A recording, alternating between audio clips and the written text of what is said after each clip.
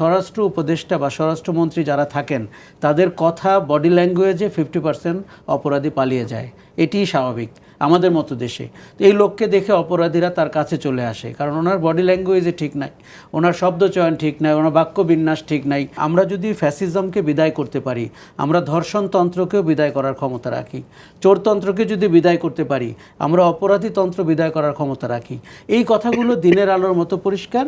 হয়তো এই যে অস্থিতিশীলতা তারা তৈরি করছেন, এতে অত্যন্ত অদায়িত্বশীল। আরেকটি যেটি দেখতে পেলাম সেটি হচ্ছে সামাজিক অস্থিরতা। এই যে আপনি ধর্ষণের কথা বলছেন, খুন রাহাজানির কথা বলছেন, আমরা ডাকাত দেখেছি, চোর দেখেছি।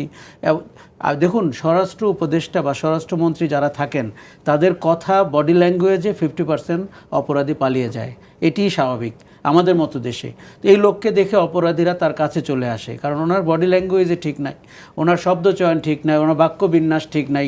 কাজেই আমাদের মনে হয়েছে যে সামাজিক অপরাধ বেড়েছে। এবং আমি দেখতে পাচ্ছি যে দেখুন, গুলশানে সেদিন একজন নাগরিকের গাড়িতে আরেকজন লোক উঠে তাকে আঘাত করেছে বলে অন্যায়ভাবে তার উপরে চড়াও হয়েছেন। সেটি তো নারীর উপরে না, কিন্তু নারীদের উপরে বিশেষ করে যে সহিংসতা হচ্ছে, যেমন একজন নারী কোথায় সিগারেট খাবেন কি খাবেন না, হোম মিনিস্টার যেই স্টেটমেন্ট দিয়েছেন ওনার ওই দিনই পদত্যাগ করা উচিত ছিল।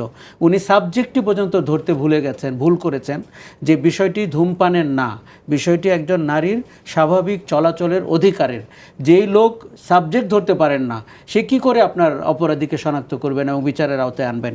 তারপরে যে ধর্ষণের ঘটনাটি ঘটছে, আমরা নির্দিষ্ট করে যদি বলি, এখানে আপনি বলছেন যেই লোক পারবেন না, কিন্তু শুধু তো এটা লোক না, এটা সরকারের উপরে দায়টা এলো। সরকারে যারা আছেন কেউই কি এটা অনুধাবন করলেন না? দেখুন, সরকারের উপরে দায়িত্ব বটেই, এবং আমরা চিফ অ্যাডভাইজার প্রফেসর মোহাম্মদ ইউনূসকে দারুণ সম্মান করি। তার পৃথিবীময় তার জনপ্রিয়তা রয়েছে এবং মানুষ তাকে বিশ্বাস করে।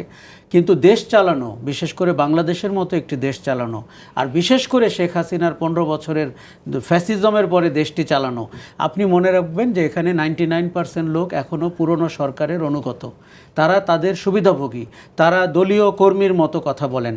আপনি যদি মিডিয়ার দিকে তাকান, আমরা এমন কাউকে রিসারফেসড হতে দেখছি যারা সেই আমলেও অপরাধীর ভূমিকায় ছিল, এই আমলেও অপরাধীর ভূমিকা অবতীর্ণ হয়েছেন। দেখুন, আমি প্রায়ই বলে থাকি এদের পোশাকই নাম ভিন্ন, কেউ সাংবাদিক, কেউ চিকিৎসক, কেউ সচিবালয়ের কর্মকর্তা, কিন্তু তাদের ডেলিভারিটা সেম।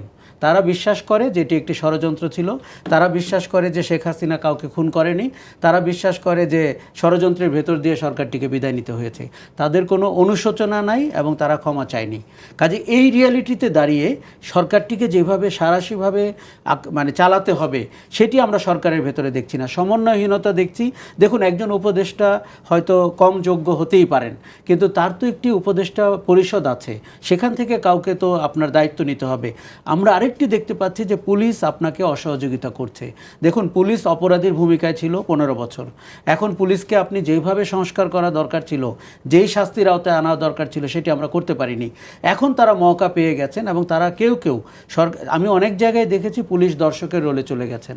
তাহলে পুলিশের কাজটি কে করবেন? নিশ্চয়ই জনতার কাতার থেকে কেউ এসে করবেন না।